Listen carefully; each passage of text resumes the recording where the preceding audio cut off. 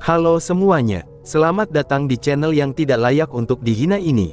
Sebelum kita mulai, atur posisi santainya, seruput kopinya, dan mari kita berhayal. Melanjutkan cerita sebelumnya, kakak senior Yuan King, mungkinkah kamu masih belum tahu? Kamu telah berhasil memicu jarum abadi kuno.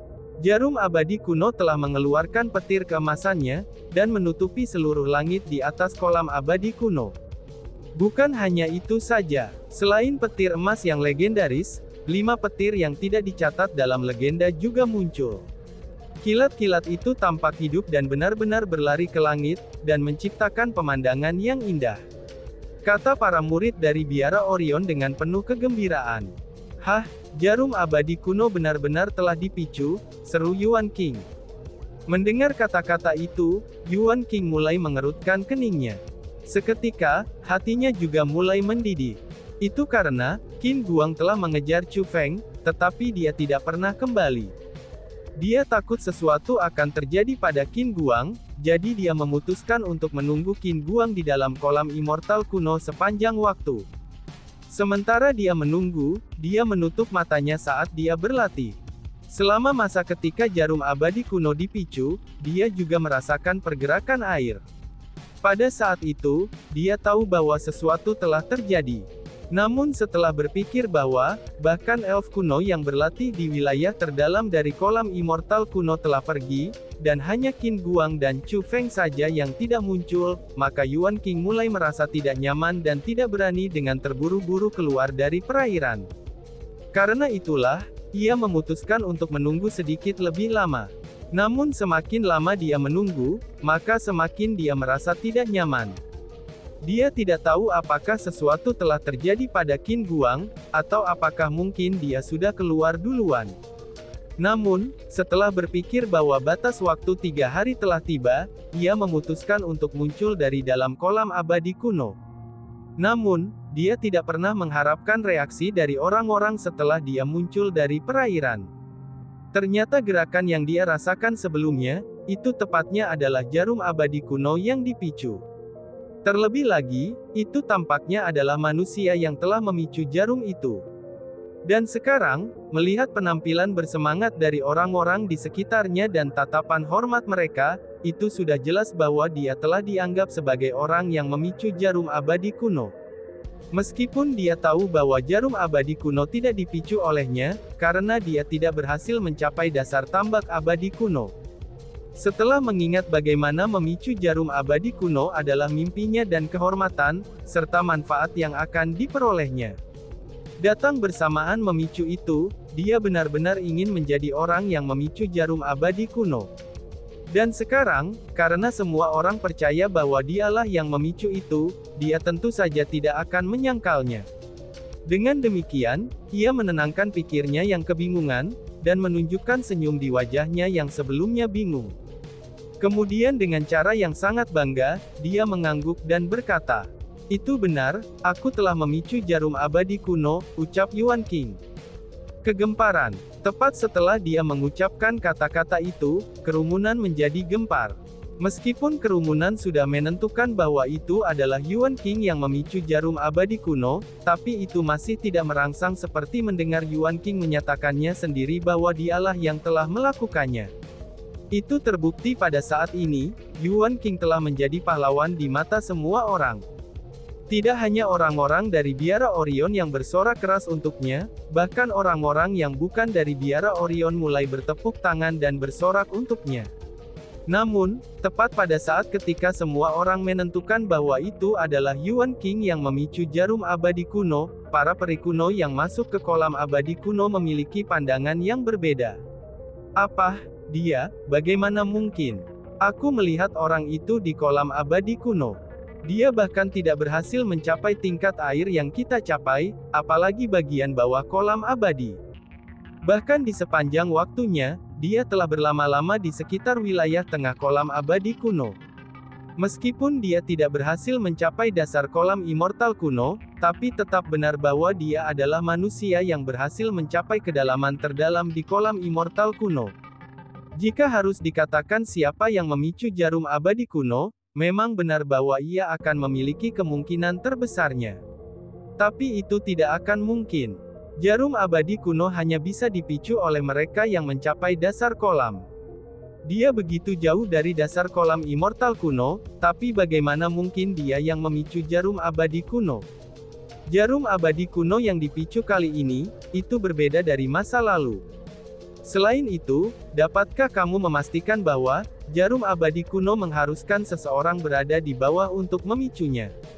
Bisakah kamu menjamin bahwa persyaratan yang dimiliki manusia dalam memicu jarum abadi kuno akan sama dengan kita? Ini, para elf kuno yang telah menemui Yuan King saat berada di dalam kolam abadi kuno, mereka mulai berdebat di antara mereka sendiri. Namun, tidak ada dari mereka yang bisa memastikan bahwa bukan Yuan King lah yang memicu jarum abadi kuno itu. Dalam situasi yang tak berdaya ini, para elf kuno tidak punya pilihan selain mengakui bahwa itu adalah Yuan King yang memicu jarum abadi kuno. Itu karena selain Yuan King, maka tidak ada kandidat lain lagi. Ini benar-benar tidak adil. Aku telah berada di bawah kolam immortal kuno sejak lama, tetapi aku tidak berhasil memicu jarum abadi kuno itu. Namun dia, yang hanya berada di dalam kedalaman itu, dia mampu memicu jarum abadi kuno dan bahkan melahirkan kilat yang belum pernah muncul sebelumnya. Ini benar-benar tidak adil. Pria ini sama sekali tidak memenuhi syarat untuk merangkul kehormatan yang dia terima sekarang. Itu karena, dia sama sekali tidak memenuhi syarat untuk memicu jarum abadi era kuno, ucap Xian Kun. Jika dibandingkan dengan yang lain, Xian Kun menjadi sangat marah. Dia merasa itu benar-benar terlalu tidak adil baginya. Saking tidak adilnya, sehingga niat membunuh muncul dalam hatinya. Semakin banyak waktu berlalu, maka semakin padat niat membunuhnya. Pada akhirnya, dia pun segera berkata, "Aku akan membunuhnya," ucap Xian Kun dengan marah. "Aku khawatir itu tidak akan terjadi," balas seseorang. Namun, tepat pada saat Xian Kun bersiap untuk menyerang, sebuah suara muda dan lembut terdengar dari belakangnya dan yang lainnya. Memalingkan kepala untuk melihatnya, semua orang dibuat terkejut. Segera setelah itu, mereka semua berlutut dan berkata, "Kami memberi hormat kepada Tuan Putri," ucap para peri kuno. Ternyata orang yang datang ini adalah Putri Peru Kerajaan Kuno. Adapun yang disebut putri ini, dia adalah gadis kecil yang telah mencuri pil obat dari murid biara Orion, dan kemudian diselamatkan oleh Chu Feng.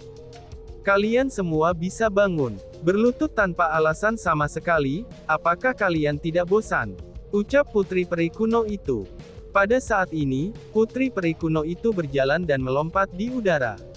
Dengan tangan di belakang punggungnya, dia memiliki penampilan nakal saat dia berjalan ke Lord Elf Selatan, Xian Kun, dan para tetua manajemen lainnya. Tuan Putri, sampah dengan nama Yuan King itu tidak memenuhi syarat untuk memicu Needle abadi kuno. Karena baginya untuk memicu jarum abadi kuno, itu adalah penghinaan bagi kita peri kuno. Kita tidak bisa membiarkannya hidup. Tolong izinkan aku untuk pergi dan menghilangkan noda ini, ucap Xian Kun dengan nada memohon. Oh, Southern Elf Lord, bagaimana menurutmu tentang masalah ini? Tanya Putri Elf sambil mengedipkan matanya yang besar, dan dengan ekspresi seolah-olah dia tidak tahu apa yang harus dilakukan, dia hanya memandang ke arah Southern Elf Lord. Penampilannya seperti seorang anak yang meminta bantuan orang dewasa, itu setelah dia tidak tahu harus berbuat apa. Tuan Putri, apa yang dikatakan Lord Xian Kun bukannya tanpa pembenaran. Kita tidak bisa membiarkan noda seperti itu ada. Setelah ragu-ragu sejenak, Lord Elf Selatan berkata, "Oh, kalau begitu, apakah kalian semua berencana untuk memusnahkan semua orang itu, yang jumlahnya beberapa ratus juta di domain selatan?" Tanya Putri Peri dengan senyum di wajahnya, dan matanya segera menyipit. "Kalian anggap apa elf kuno kita? Apakah kita ini pembantai, ataukah kita tukang jagal?" tambah sang Putri Peri. Ini, setelah dimarahi oleh Putri Peri hingga sedemikian rupa, semua peri kuno hanya bisa terdiam. Ada hal-hal tertentu yang harus kalian ketahui juga. Bukannya jarum abadi kuno kita belum pernah dipicu oleh manusia sebelumnya. 10.000 tahun yang lalu, manusia yang bernama King Xuantian telah memicu jarum abadi kuno kerajaan. Selain itu bukanlah jarum abadi kuno biasa. Justru sebaliknya, itu adalah jarum emas kerajaan kita. Xian Kun, aku percaya kamu tahu betapa sulitnya untuk memicu jarum emas itu kan? Tiba-tiba saja, Putri Peri melihat ke arah Xian Kun dengan senyum di wajahnya sambil bertanya. Dipandangi oleh Putri Peri hingga sedemikian rupa, ekspresi Xian Kun langsung menjadi tidak sedap dipandang. Namun pada akhirnya, dia mengangguk dan berkata, "Bawahan ini tahu betul," jawab Xian Kun. "Kamu tidak perlu merasa malu seperti itu. Sejak zaman kuno, jumlah elf kuno yang berhasil memicu jarum emas tidak dapat dihitung dengan jari seseorang. Itu karena, untuk memicu jarum emas sama sekali bukanlah sesuatu yang bisa dicapai oleh orang biasa," ucap Putri Peri sambil tersenyum. Kemudian dengan nada sindiran yang licin, dia pun melanjutkan. "Namun, manusia yang bernama King Xuantian itu berhasil mencapainya. Jika telah dikatakan bahwa, selama itu akan menjadi penghinaan bagi kita jika ada ras lain yang memicu jarum abadi kuno, maka kita sudah merasakan penghinaan ini 10.000 tahun yang lalu. Jika kalian semua ingin menghilangkan noda, maka aku takut membunuh beberapa ratus juta orang di sini tidak akan cukup. Tapi sebaliknya, kamu harus membunuh semua orang di tanah suci Martialism. Karena terlepas dari apakah itu manusia ataupun binatang buas, orang tua ataupun anak-anak, semua orang tahu bahwa King Xuantian telah mengalahkan kita peri kuno pada 10.000 tahun yang lalu," kata Putri Peri dengan suara seorang anak kecil.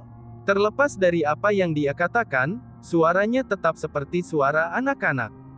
Namun setelah dia selesai berbicara, semua peri kuno yang hadir menundukkan kepala mereka, dan tidak mengatakan apa-apa. Tidak hanya mereka terdiam, rasa malu juga menutupi wajah mereka. "Ayo, katakanlah sesuatu. Kenapa kalian semua diam? Mungkinkah apa yang aku katakan ini salah?" Sangat baik. Lalu katakan padaku, jika kita ingin menghilangkan noda pada peri elf kuno kita, apakah kita tidak perlu membunuh semua orang selain peri kuno di seluruh tanah suci Martialism? Melihat semua peri kuno terdiam, Putri Peri bertanya sekali lagi.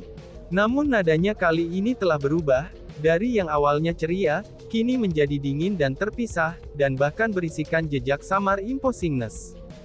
Kami, ucap The Southern Elf Lord dan yang lainnya terus menundukkan kepala mereka dalam diam. Itu karena, mereka benar-benar tidak mengatakan apa-apa. Karena bagaimanapun juga, apa yang dikatakan Putri Peri adalah kebenaran. King Xuantian mengalahkan elf kuno adalah sesuatu yang benar-benar terjadi.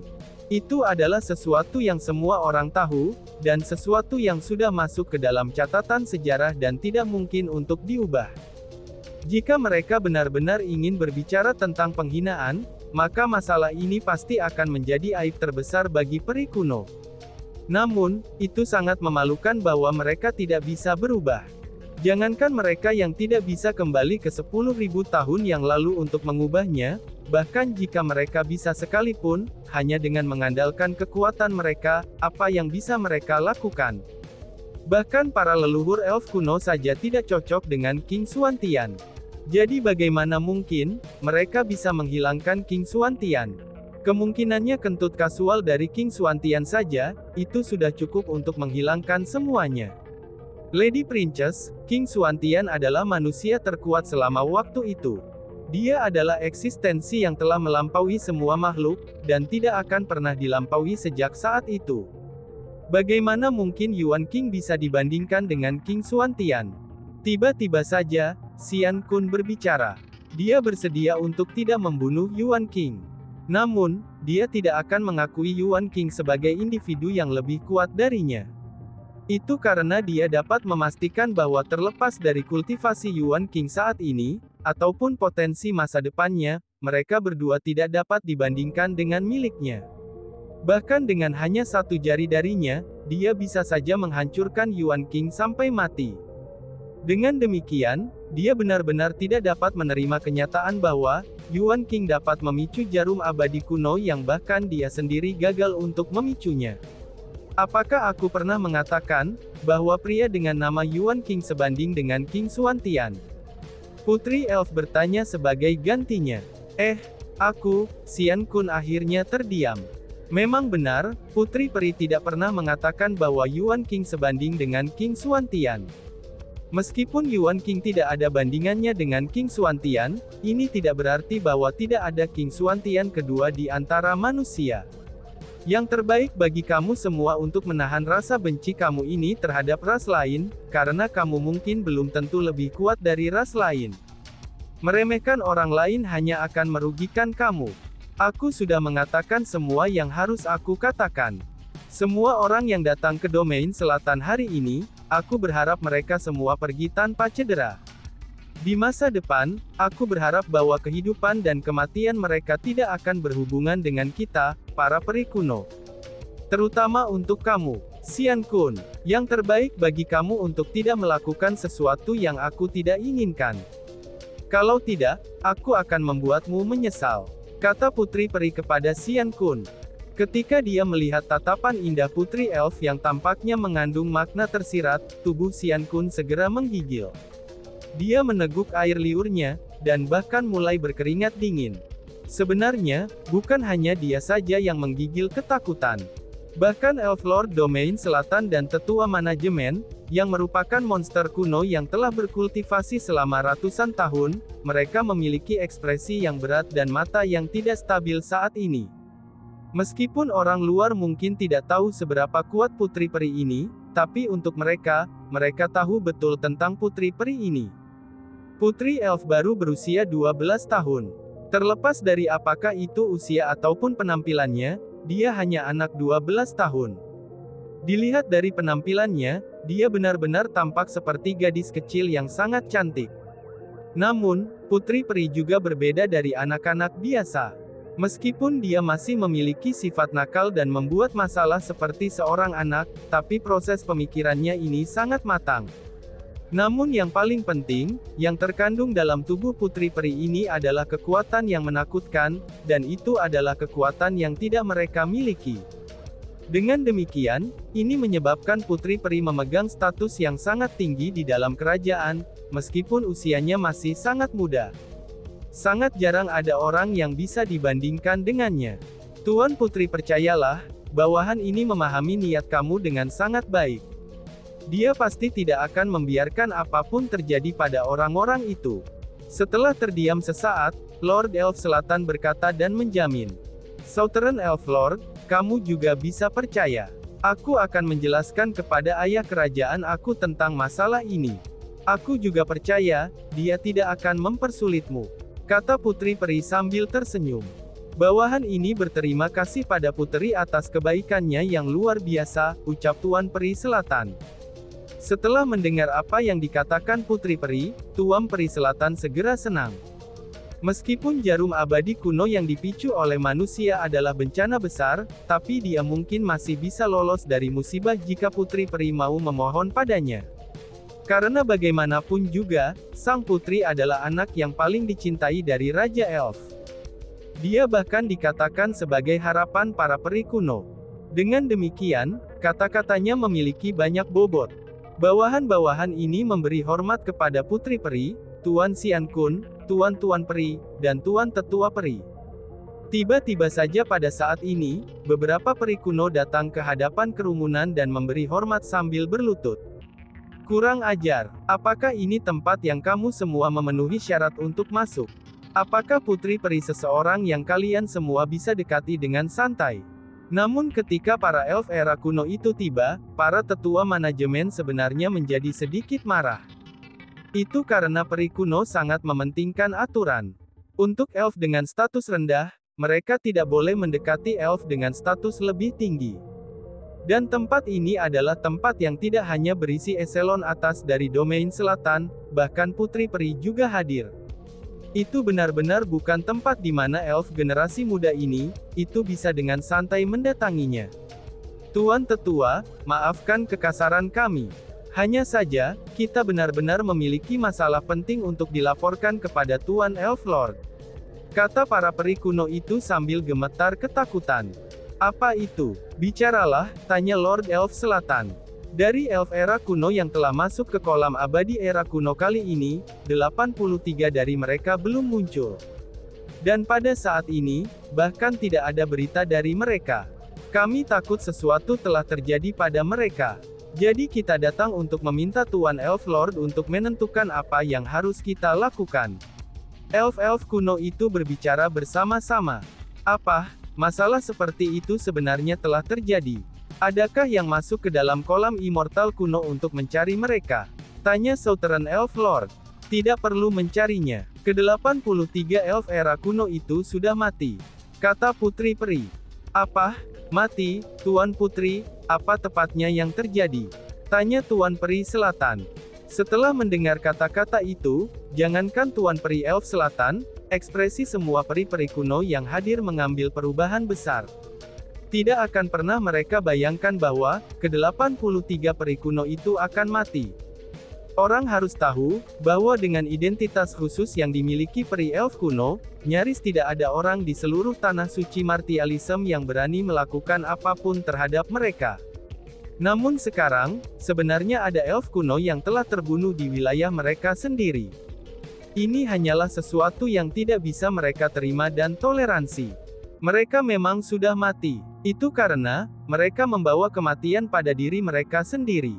Mereka ingin membunuh orang lain dengan kemampuan yang lebih rendah, dan pada akhirnya malah merekalah yang terbantai.